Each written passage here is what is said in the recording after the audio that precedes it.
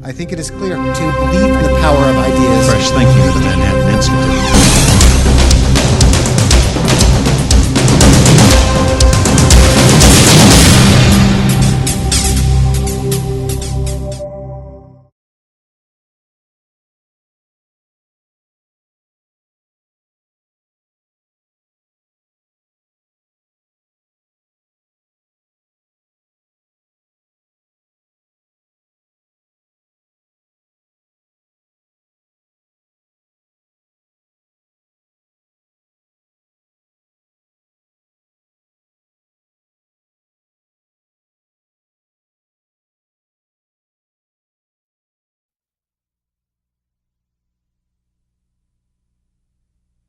Ladies and gentlemen, please welcome Manhattan Institute Chairman Paul Singer.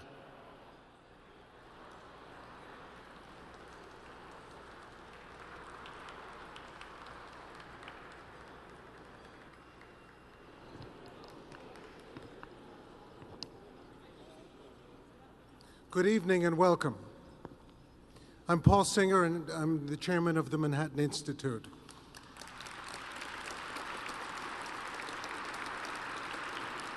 That's better.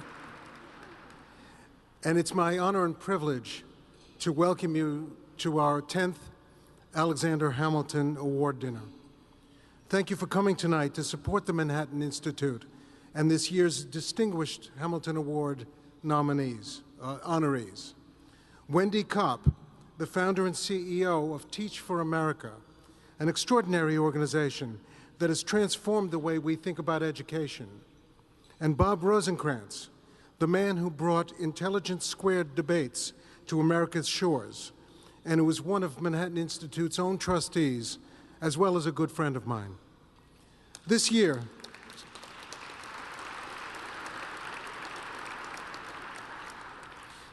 with the generous support of all of you in the room, we've been able to raise $1.4 million for the Manhattan Institute's important work from this dinner.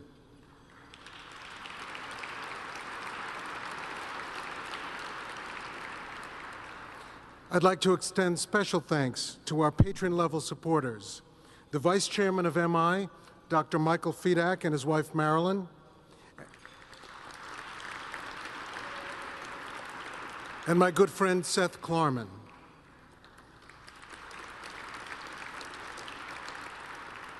I thank all of the donors to this event for your generosity. And if you're here tonight as a guest, have no fear. We will accept checks or credit cards at the door. Jewelry, brightly colored bits of glass. For 10 years now, we've been honoring outstanding men and women at this dinner. Men and women who uphold the Hamiltonian spirit of entrepreneurship, economic choice, and civic-mindedness, and who have great dedication to great cities. Like Hamilton, the Manhattan Institute believes in the power of cities. Cities are the centers of economic innovation, cultural dynamism, and democratic discourse in this country. And while cities at times are shaped by national and global historic trends, the vitality of cities is by no means directed completely by external forces. The policy decisions and management approaches of municipal leaders, many of whom we have honored at this dinner, and new programs and organizations created by dynamic entrepreneurs and generous philanthropists, two of whom we honor tonight, play a tremendous role. Hamilton Award honorees have fearlessly approached the hard and controversial problems faced by New York City and other cities across the nation. They've plunged headfirst into solving the toughest issues, regardless of the apparent roadblocks and harsh criticisms that so endlessly arise when one dares to think outside the box.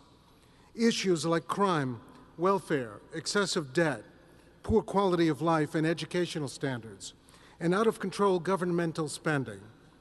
Can you imagine if Wendy Kopp had listened to those who said that Teach for America was too pie in the sky when she wrote her thesis back in 1989 at Princeton? Thousands of children from coast to coast would not have benefited from her vision to convert classrooms in America's roughest schools into actual teaching machines. Or if Bob Rosenkranz had decided that putting on IQ squared was too much work. Having the courage and vigor to proclaim a new idea and make the idea a reality by pushing through barriers is what makes Hamilton Award honorees stand apart from the crowd. We at the Manhattan Institute like to believe that MI shares those characteristics, and frankly, like our honorees, our record proves it. Cities across the country have benefited from the work of the Manhattan Institute and its quarterly magazine, City Journal. And on national issues, too, all of us in this room are beneficiaries of the hard work coming out of 52 Vanderbilt Avenue. Today, the advice of MI senior fellows like Peter Huber, Heather McDonald, E.J. McMahon, Steve Malanga, and Nicole Gelinas have never been needed more.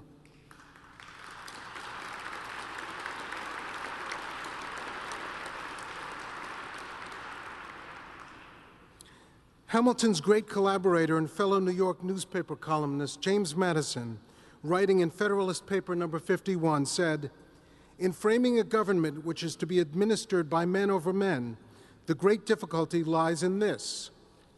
You first must enable the government to control the governed, and in the next place, oblige it to control itself.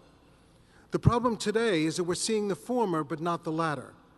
And as the founders understood, based on their exquisite knowledge of history, a government that does not control itself can do great and lasting damage." Let me be specific. Policy proposals coming out of Washington right now epitomize unprecedented and even transformational governmental overreach into the United States economy, an overreach so extraordinary and so unprecedented that it may threaten the position of the United States as the global leader in finance, among other things.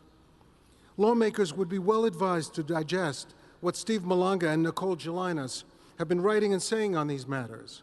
If you have not yet read Nicole's smart book, After the Fall, Saving Capitalism from Wall Street and Washington, you should. There's no question that a number of elements of the financial system broke in the recent financial collapse. Problems existed, and where they existed, they should have been and need to be corrected. But among other pernicious results of the crisis, a wave of anger has been unleashed by the crisis, a wave created by punitive and indiscriminate attacks by political leaders against anything that moves in the world of finance. Waves are created by wind, and there is a lot of wind, a lot of hot, irresponsible wind and words that's being generated from our nation's capital these days. Instead of constructing strong, smart fixes of what went wrong, instead of listening to the thoughtful approaches taken by Nicole, Steve, and others analyzing what actually went wrong and how it can be fixed, politicians seem to be on a tear to take over and run even more parts of our economy and to give even more power to fewer federal officials. This is a terrible path on which to take our country. It will not head off the next crisis, and it will discourage growth, innovation, competitive jobs, and investment in our city and our country.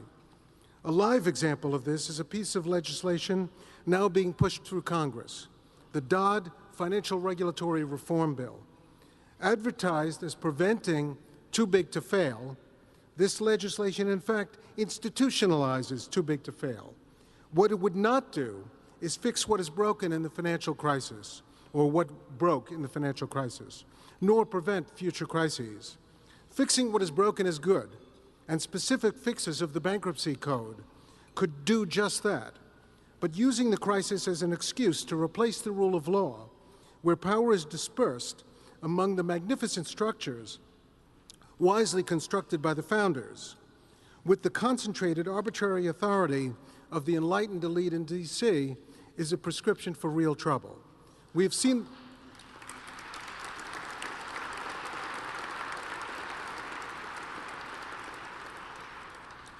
this play out in healthcare and the auto industry, and now in the world of finance. The Manhattan Institute and its smart and knowledgeable scholars have been, and will continue to be, effective analysts and conveyors of solid and thoughtful thinking, essential principles, and sound solutions to the problems of the day. And always, always, always, they will ground their policy solutions in bedrock principles. That is one reason, and not the only reason, that the Manhattan Institute is a vital American institution.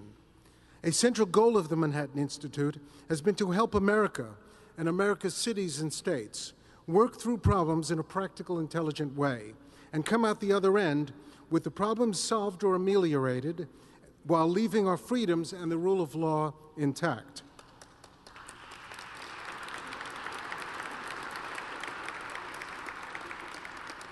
These freedoms are precious and rare in human history. They are also fragile, and they are today under attack. We will do our part to defend them with vigor and energy, with strong empirical arguments grounded in timeless American principles. I'm enormously proud to be chairman of the board of the Manhattan Institute, and I can promise you that it and that I will continue to encourage the freedom, opportunity, and individualism that our founders, like Alexander Hamilton, believed were ours by right as human beings and as citizens of America. Thank you again for honoring us with your presence this special night. We have a special surprise guest tonight. Mayor Bloomberg will be joining us during dinner. In the meantime, please enjoy your meal.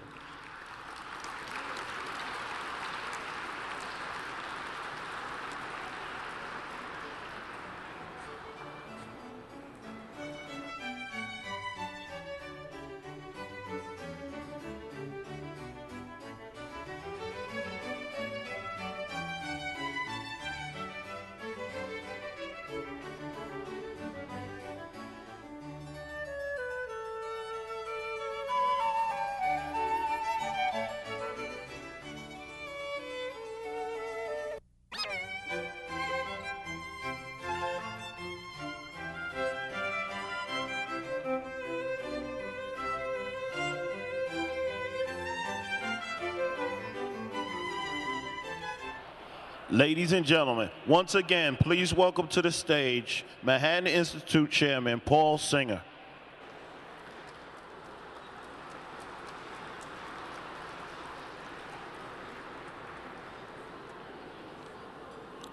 I hope you're all enjoying dinner. In just a moment, I'll have the honor of introducing our city's distinguished mayor. But because this is the 10th anniversary of the Hamilton dinner, I'd like first to take the opportunity to reflect on some of the past honorees. Quite a few of them are in the room tonight, and at this time I'd like to recognize them. Dick Gilder.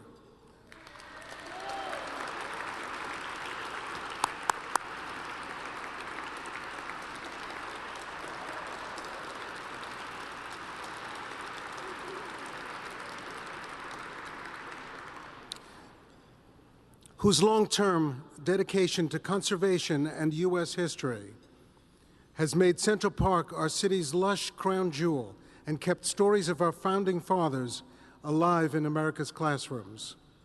Chuck Bruni.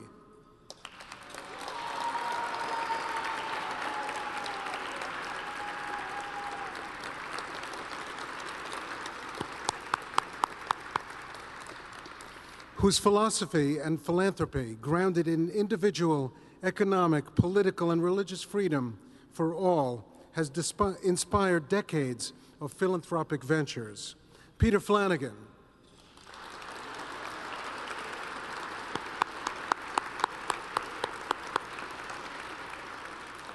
A champion for thousands of low-income and minority students who have the opportunity for a high-quality education because of his tremendous efforts and foresight.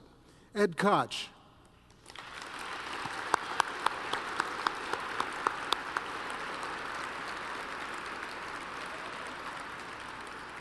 Who diligently served the people of New York City for 11 years as our mayor, who continues to play a leading and constructive role in public affairs, and who epitomizes the ultimate New Yorker in mind, body, and soul.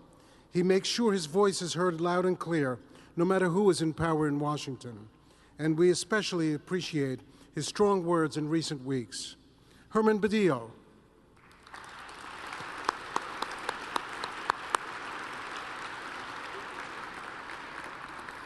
A myth buster in his own right, who has debunked the idea that poor students can't meet the same academic standards as those of means.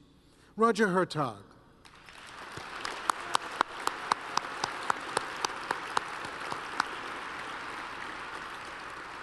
Whose passion for big ideas has been the catalyst for many important undertakings, most recently the influential magazine National Affairs. And I should also mention our good friend, the late Walter Mintz, whose wife Sandra is with us tonight.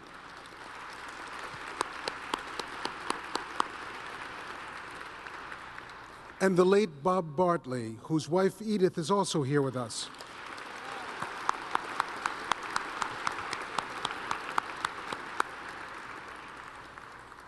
Both extraordinary gentlemen, we are grateful to all of you. And now it is my great pleasure to introduce a man who's no stranger to the Manhattan Institute and who certainly knows a thing or two about managing cities, Mayor Michael Bloomberg.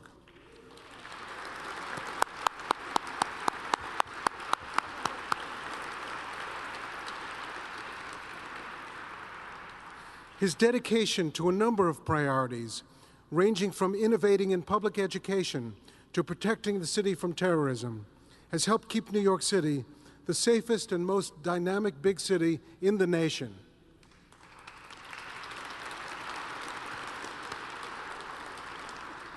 In education, he's demonstrated a zeal for cutting-edge programs to help improve student achievement, as well as a willingness to buck established interests by increasing the number of charter schools in the city and pledging to double their number in the coming years.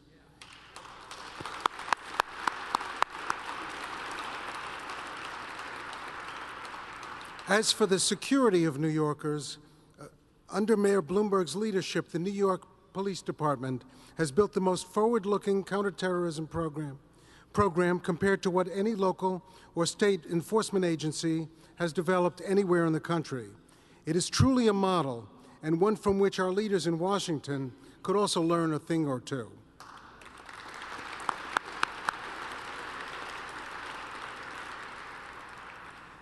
I've been personally particularly impressed with the mayor's courage and capacity to explain to the public and to our elected officials in Washington why economic recovery on Main Street is intertwined with, not inimical to, the recovery of Wall Street.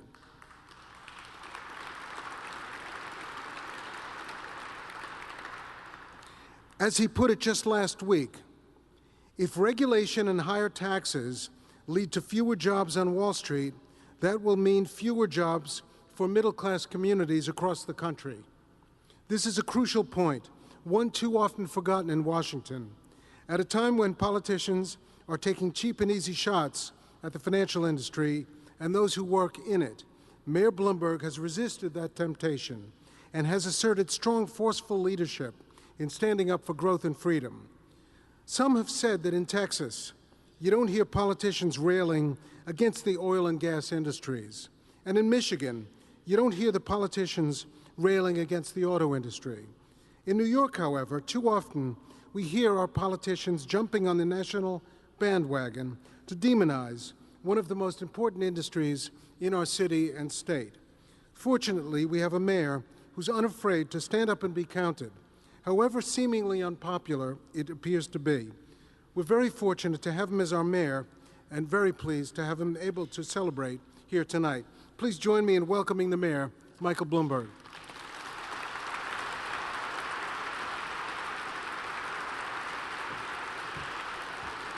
Paul, thank you. Thank you, and good evening. You're nice to list some of the things that our administration has done, although I will say it's the people that work for the city, and my only job is to get them to come and to get them to work together, and then I just do everything Ed Koch tells me to do. It's very simple after that. Anyways, I always look forward to this party every year. I heard that this year, however, some members were pushing for a tea party. Ought to get a better laugh than that. Way to go. Tonight, we are celebrating the Alexander Hamilton Awards. Now, I personally love Alexander Hamilton. In fact, I carry a picture of him wherever I go, and I'll be happy to sell it to you for $10. Hamilton was a quintessential New Yorker, an ambitious immigrant who did well at everything that he put his mind to. As Will Rogers once said, Alexander Hamilton started the U.S. Treasury with nothing, and that was the closest our country has ever come to being even.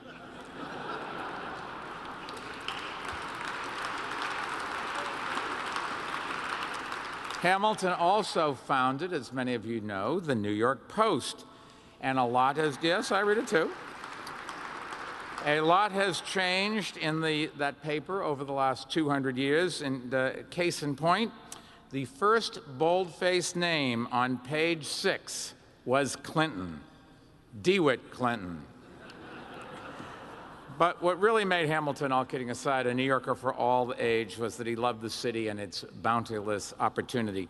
New York gave him a chance to make his mark, and he repaid his debt to his adopted home 1,000,000 times over. And tonight's honorees really are in that mold. Since founding Teach for America, Wendy Kopp has recruited the best and brightest for the most important mission we have, educating our kids. Yes. Great teachers are crucial. As a matter of fact, if you remember the old joke about real estate, there are 3 things that are important: location, location, location. Well, in education, it is teacher quality, teacher quality, teacher quality. And yes, it is. And we think the world of every single one of the hundreds of members of Teach for America who helped us turn around our public schools. And tonight, we're also honoring Robert Rosenkranz, who, in addition to his philanthropy, has raised the public discourse to new heights with his Intelligence Squared debates. Next month's debate will be a doozy: Dunkin' Donuts versus Starbucks. But let me tell you, it's not up. What is not up for the debate, and that is the importance of the Manhattan Institute and Executive Director Larry Mone. Yes, another round of applause. On issues from Wall Street reform to welfare reform, the Institute's ideas have had a big influence on our administration and our city. Nowhere has the impact been stronger than in public safety. The Manhattan Institute got it exactly right when it argued many years ago that low crime was essential to economic growth and a strong and unified city. And that's, yes, that's been our key to weathering the economic downturn. Tourism in this city is down only a couple percent. In virtually every other American city, it's down double digits. And there are more people working in tourism in New York today than ever before, even in spite of the recession. So it is an opportunity for an awful lot of people to get a job and have the dignity of being in charge of their own destiny. And we will continue to drive crime down to historic lows, maintain our quality of life, and support our small businesses. And we are going to come out of this national recession stronger than ever. And I know the Manhattan Institute will help us lead the way, and they will never be reticent to tell me what they think I'm doing wrong. And after all, it is a democracy. They do have the opportunity and the privilege of being right and wrong. Thank you. God bless.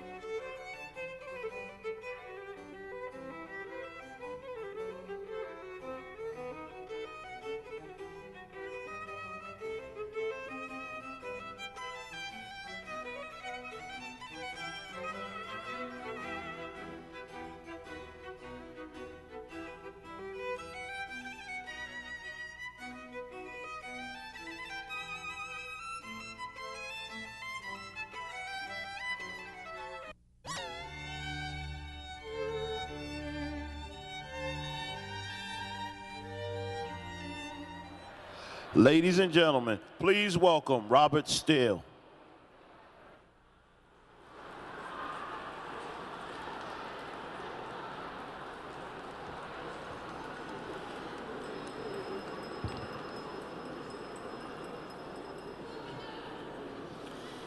Good evening.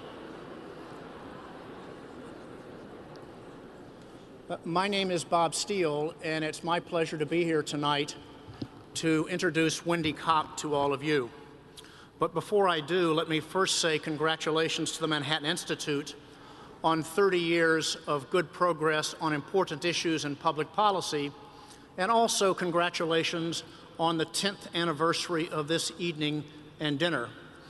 When you review the program and see the types of people honored, it's clearly intimidating and exciting for all of us to have the chance to honor the recipients of the Alexander Hamilton Award.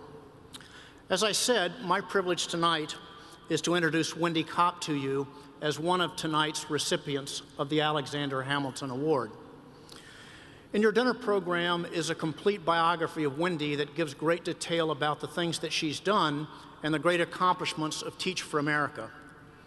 Instead, I thought I would take my brief time to provide a personal perspective and encourage you to read Wendy's official biography in the program. Let me tell you that I believe that the most challenging and knottiest issues of a social nature facing our economy and our society today, things like the and underemployed issue and the income differential gap that's so challenging and difficult to solve, are both at their core issues related to education. And when we talk about the ways that we're going to attack these two issues, it's going to take a variety of different ways. We're going to have much better public schools, and we have people like Mayor Bloomberg and Chancellor Klein to thank for that.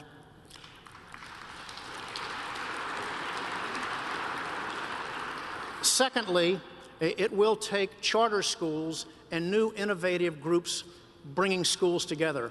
But I think the third part is really what we're here tonight to honor with Wendy, and that is seeing what entrepreneurial spirit can do in terms of really attacking this intractable problem. So let's think together for a second about Teach for America, which was born in Wendy's mind 20 years ago, and she's had Teach for America on her back, carrying it forward for the last 2 decades. So what does it do? They basically attract young people to come to work on this hard problem and inspire them to apply. 2, they train them and teach them the best skills with the best pedagogies to make them great teachers. 3rd, they put them to work in the field and support them.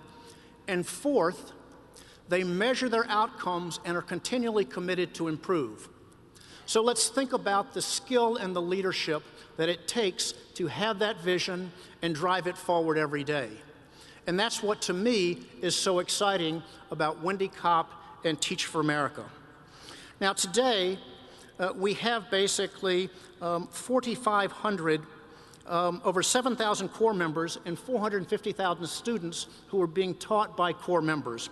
And in addition, there are over 17,000 Corps alumni who have left the teaching corps, but now are committed people that understand the importance of education. So when you look over the scope of all that Teach for America has done, it's pretty clear to me that it's exciting for all of us to have the chance to honor Wendy Kopp with the Alexander Hamilton Award. Let me present Wendy Kopp.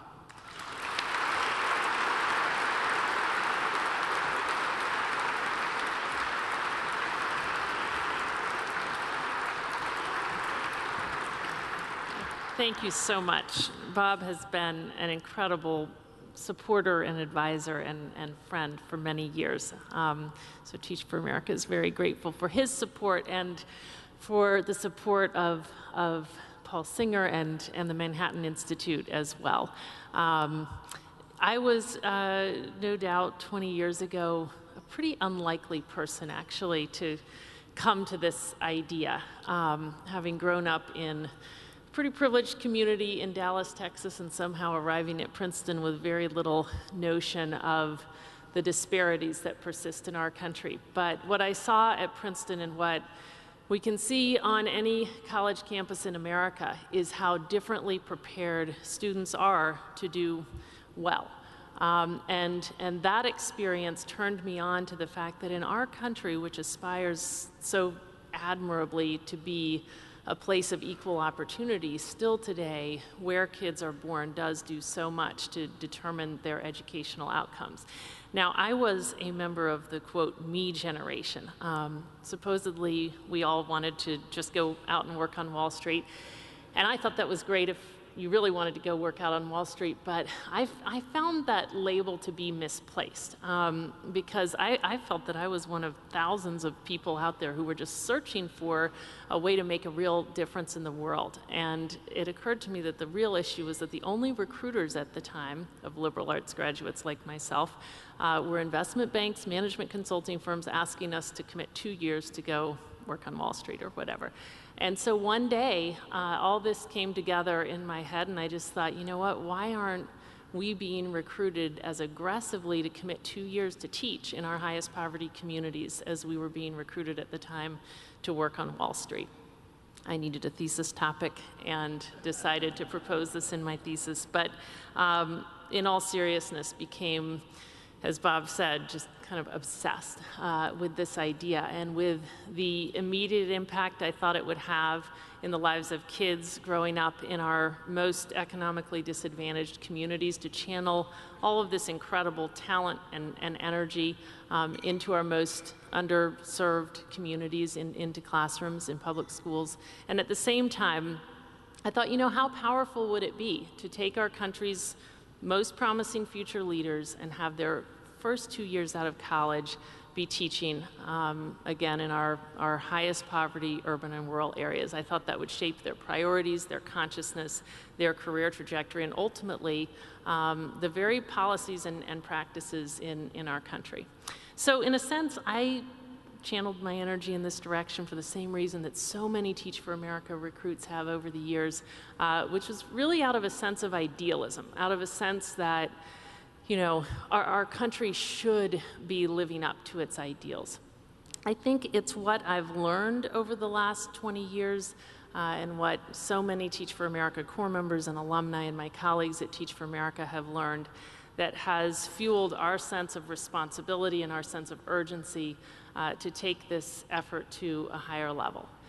In essence, what we have learned, and this is, I think, the most salient lesson of our last 2 decades in this, is that we can solve this problem. You know, there are many reasons to be pessimistic. In the last 20 years, we really have not, in an aggregate sense, moved the needle against educational inequity.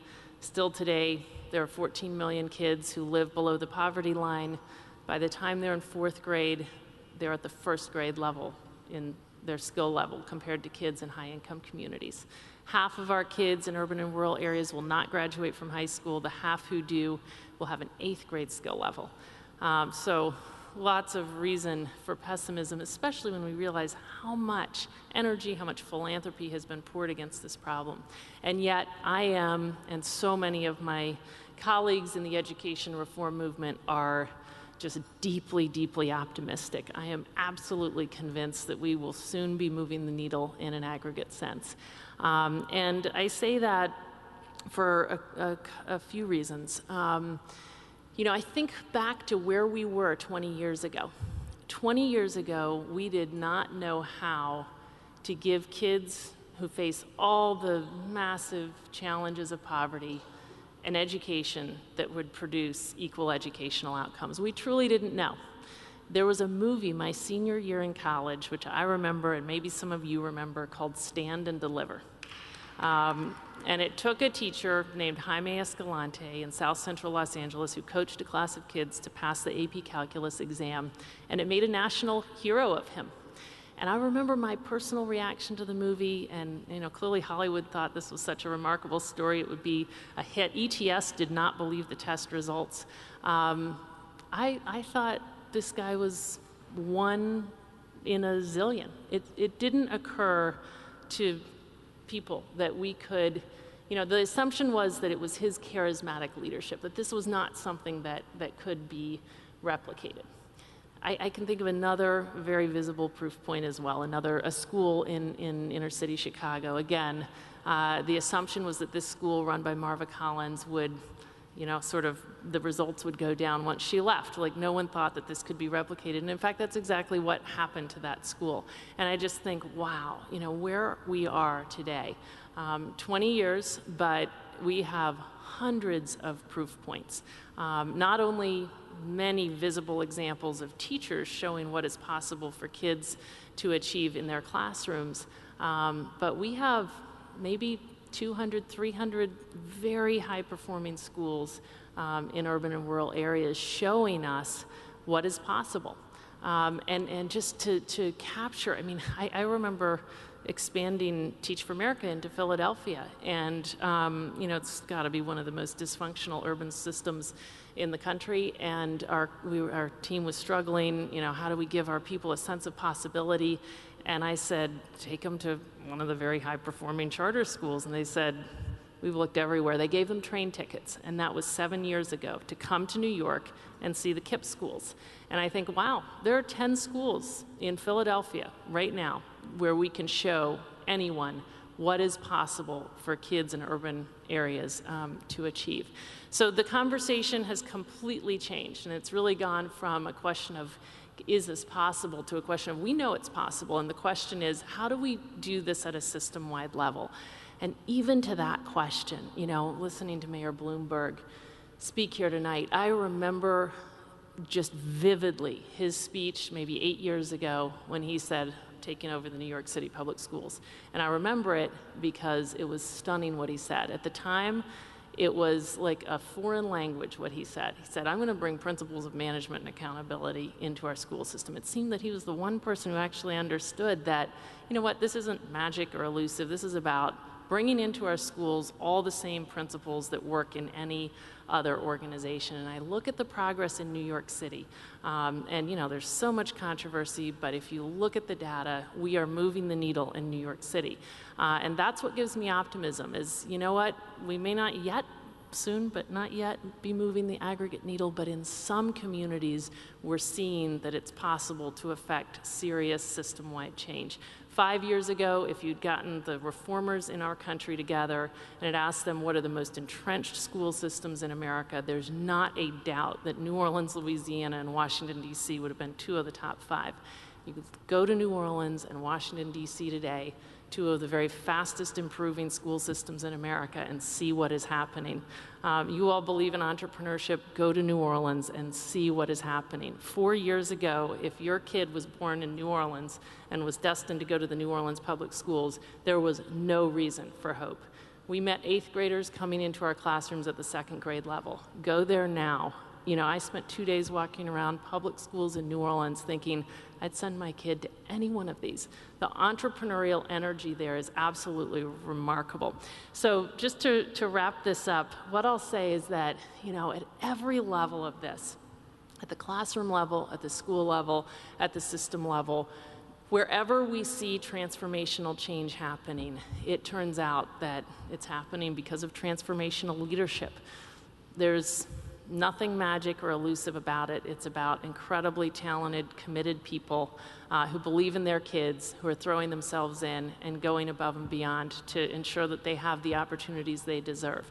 Teach for America has been, alongside many others, a critical source of that transformational leadership. Certainly has done a great deal to kind of fuel the hundreds of proof points that we have today, pioneering a number of the charter models and fueling their development as teachers and principals. And when you go to New Orleans and New York and Washington, D.C., and a number of the other systems where the needle is moving, there are many things creating the change, but if you took out the Teach for America alums, you'd sap much of the energy in the system. And what gives me optimism, therefore, is to see what's happening on our college campuses. We had 47,000 people competing to channel their energy into Teach for America this year. 18% of Harvard's senior class, 40% of the African American seniors at Harvard competed to enter Teach for America. We'll bring in more people this year than we brought in the whole first decade of our work, and it's those people in the first decade who are moving the needle today.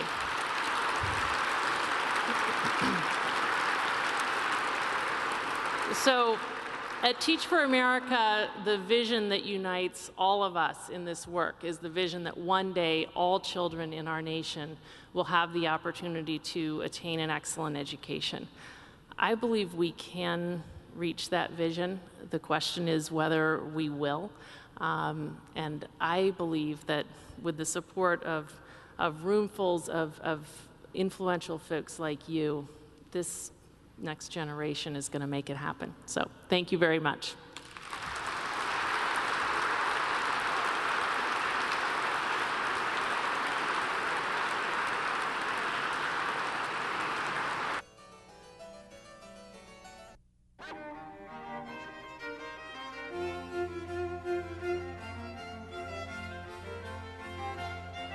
Ladies and gentlemen, please welcome to the stage Daniel Henninger.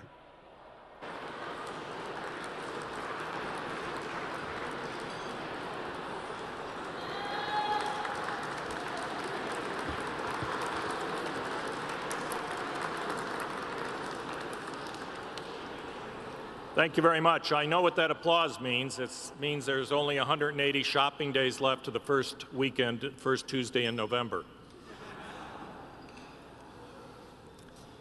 I am especially grateful for the chance to introduce Bob Rosenkranz as a recipient of the Hamilton Awards because it allows me to make a few general remarks about the Manhattan Institute and build towards some thoughts on Robert Rosenkranz.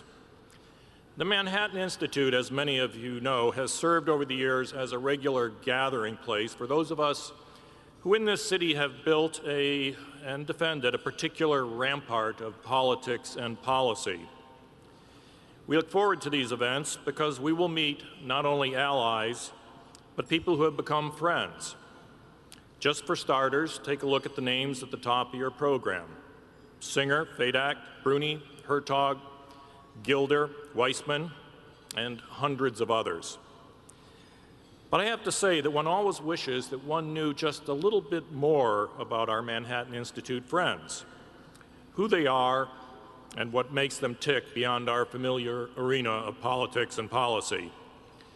So my goal in the 4 minutes remaining is to give you what I think will be a little better understanding of our honoree this evening, Robert Rosenkranz. This is what we all know. Robert is the very successful proprietor of the Delphi Financial Group. The Rosenkranz Foundation, since its founding in 1985, has contributed excellence to the artistic and political life of our city. He's a trustee of the Manhattan Institute. With his lovely wife, Alexandra, he has assembled a magnificent collection of Chinese art. He is the moving force behind the now celebrated debate series, Intelligence Squared in the United States, and more on that shortly. But let's step back a little from the current prominence. Back to Yale University, from which Robert graduated, as some of you may know, summa cum laude.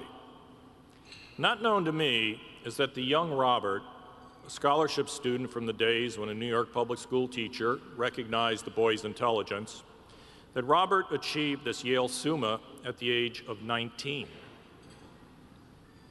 He then got a law degree from Harvard, who for some reason made him do it in 3 years. In a kind of miracle of educational physics, which I will also get to in a moment, Robert found himself the holder of a professional degree, but basically still just a kid. So he did the obvious thing. He went out to Santa Monica to work for the Rand Corporation on national security. I mean, what else would you do at the age of 23? At Rand in those heady days of the Cold War, the director of strategic studies was a fellow named Jim Schlesinger. And along with the job came dinners at the home of super strategist Albert Wohlstetter. And again, Robert was not quite 23. So now let's try to discover just exactly what makes Robert tick and succeed. In my excavations for this introduction, I discovered that for 5 years, Robert served on the visiting committee to Princeton University's Department of Astrophysical Sciences. I said we'd return to physics. The department was famous for the Sloan Digital Sky Survey. But even a digital sky survey doesn't last forever. So one day, Robert said to these rocket scientists, "Why don't you do some strategic planning?" And the rocket scientists said, "What's strategic planning?" He told them, "There has to be life after what you're doing right now. You have limited resources. and some of your best people are retiring. Why don't you go away and think about that? They did as Robert suggested. 6 months later, they returned with a plan to revitalize and sustain a department, a great department, before it went stale. Example number 2. We know that Yale University this past October opened the new Rosenkranz Hall to house its political science department. Now, one of Robert's rules of thumb is that you cannot force a big institution to go somewhere that that big institution does not want to go. At Yale, as at Princeton, Robert found a way to get the institution to see a place where it should go. Yale thought that its undergrads should be required to take courses in quantitative reasoning. Great idea, said Robert, who then asked Yale, how are you going to do this? And Yale answered, we have no idea. Well, what Robert saw was that while Yale had lots of money to pay for cutting-edge scholarship, the creation of mere course curriculums was simply off their radar screen. So for a few years, he offered to fund a curriculum design budget.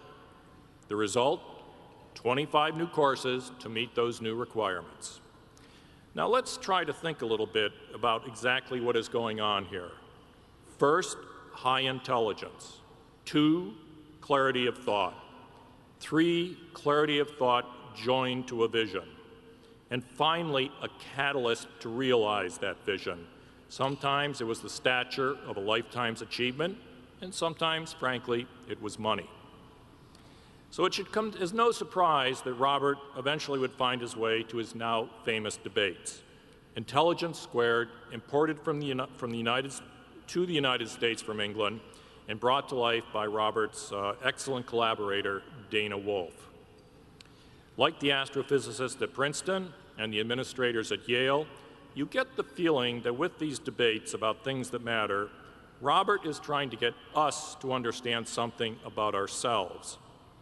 He's trying to get us to go somewhere worthwhile that he himself has already recognized. He has his methods, and they work. So it is my great pleasure to give you our Hamilton Award honoree, to the very least, Intelligence Squared, Robert Rosenkranz.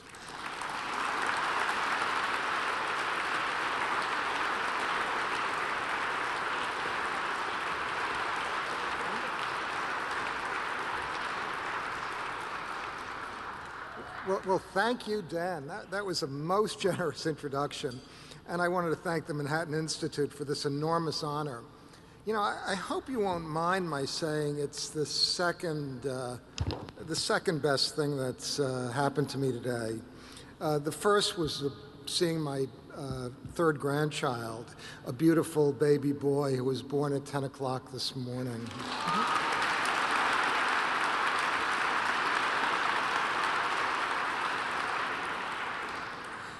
When Paul Singer and Larry Mone approached me about this evening, I was beyond thrilled. I'm in especially good company tonight with the extraordinary Wendy Kopp.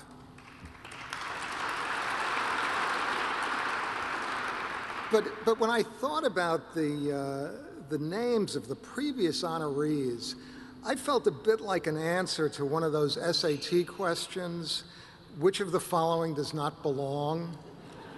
Henry Kissinger, Rudy Giuliani, Hank Greenberg, Rupert Murdoch, Robert Rosenkranz.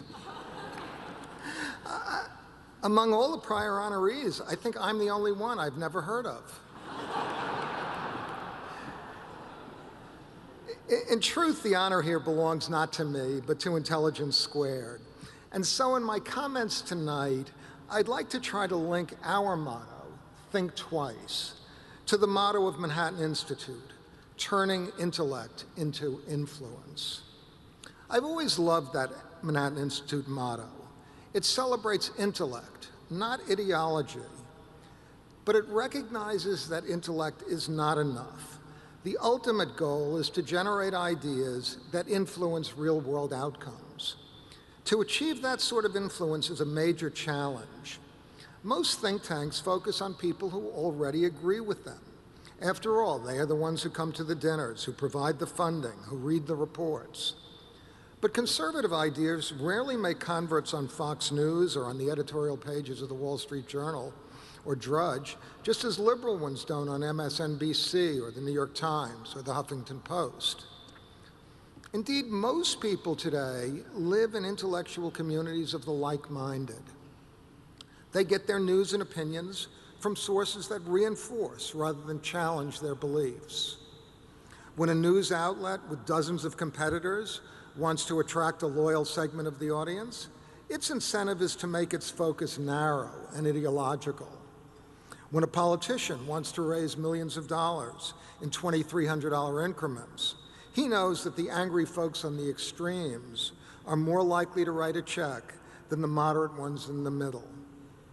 Cass Sunstein, the Harvard Law School professor, has a very short empirical study that I commend to you, explaining why groups go to extremes. In a world in which everyone is reinforcing the same ideas, views do become more extreme. Contrary data is dismissed, and discourse becomes shrill and partisan.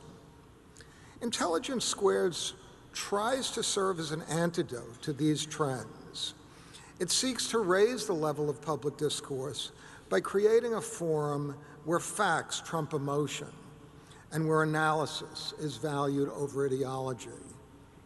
We're now in our 4th year, presenting a monthly series of debates before a live audience here in New York City. Each program presents the audience with a provocatively worded proposition and a balanced panel of experts to debate it. The audience is asked to vote on each motion twice, both before and after hearing the arguments. So they are the judges in a contest of wit and persuasion. Because they're actively involved with the ideas presented, audience members often do change their minds, and they nearly always feel a greater respect at the end of the evening for those with whom they disagree. The live debates are televised globally by Bloomberg and broadcast nationally by National Public Radio, provoking millions of listeners and viewers to think twice about long-held views and consider ideas they seldom encounter. Among them are ideas that most of us in this room share about the role of personal freedom and responsibility, the proper scope of government, and the importance of free markets. Let me offer a few examples. We hosted a debate on the proposition, we should legalize the market in human organs. On that occasion, there was an instinctive ethical revulsion to the proposition. But the power of free market forces was dramatized in a context quite literally of life and death. Market forces could quite plausibly enable a patient in America to get off a dialysis machine, arrest the ravages of kidney disease, and resume a normal life, while enabling a donor in the Philippines to care for an aging parent, or get an education, or start a business.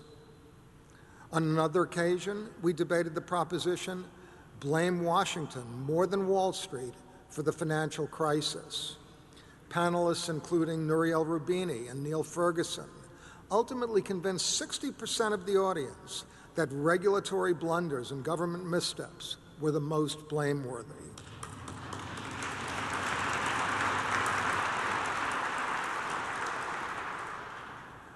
Another debate that got particularly wide coverage was on the proposition, global warming is not a crisis.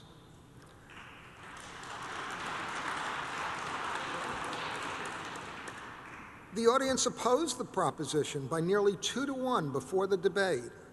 But afterwards, the late Michael Crichton and his co-panelists convinced a plurality to vote in favor. At that time, Al Gore was insisting that the debate was over. We demonstrated that it was not.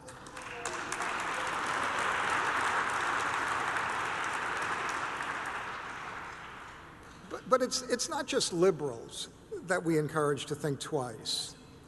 In our debates on the proposition, a democratically elected Hamas is still a terrorist organization, and spreading democracy in the Middle East is a bad idea.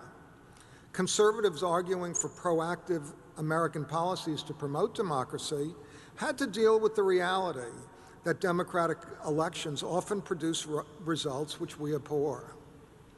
And in some debates, the best arguments on both sides were presented by conservatives. For example, on the resolution, Beware the Dragon, a booming China spells trouble for America, security hawks, worried about China's military buildup, argued for the motion, and forceful advocates of the mutual benefits of free trade argued against.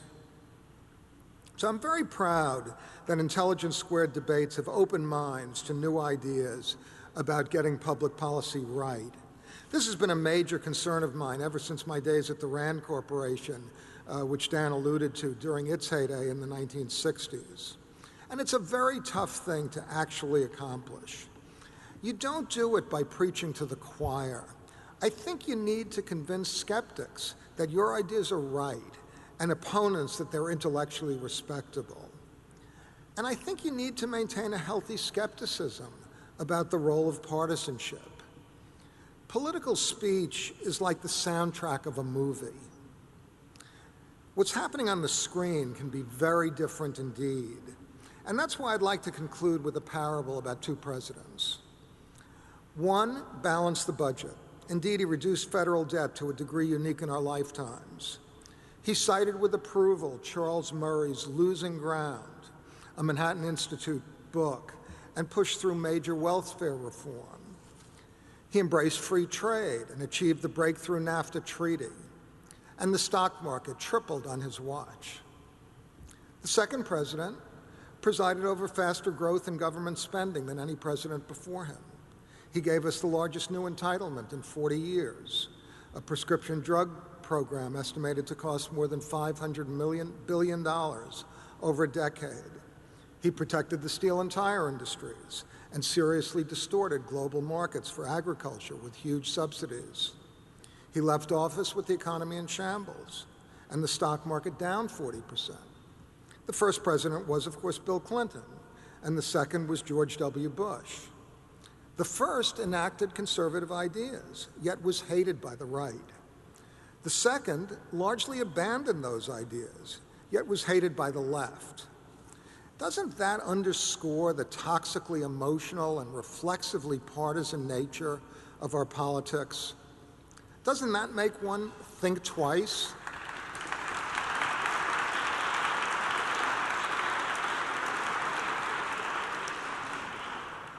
Well, if Intelligence Squared can encourage a large audience to think twice, it's promoting the kind of civil discourse in which Manhattan Institute can turn intellect into influence. That's what we're here to celebrate, and it's why I'm so delighted to accept the Hamilton Award this evening.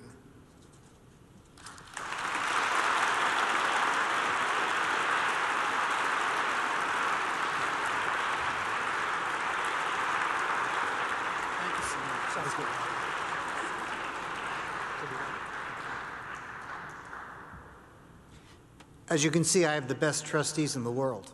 I really do.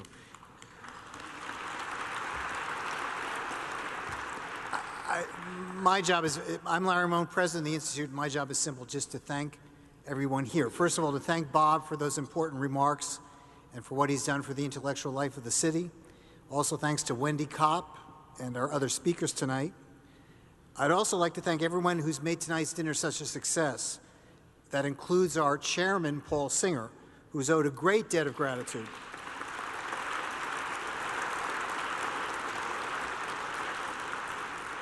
Both for his intellectual and financial leadership. And most especially for my part, to Vanessa Mendoza, my Vice President for Development,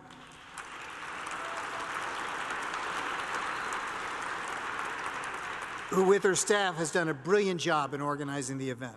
But finally, and most of all, I'd like to thank all of you who supported this evening's dinner. Your generosity allows us to continue to produce ideas that improve the life of the city and also the nation. We have a gift for everyone on the way out, and if you care to join us, please stay for a post-event cocktail reception in the bar across the way. Good night, and thank everyone again.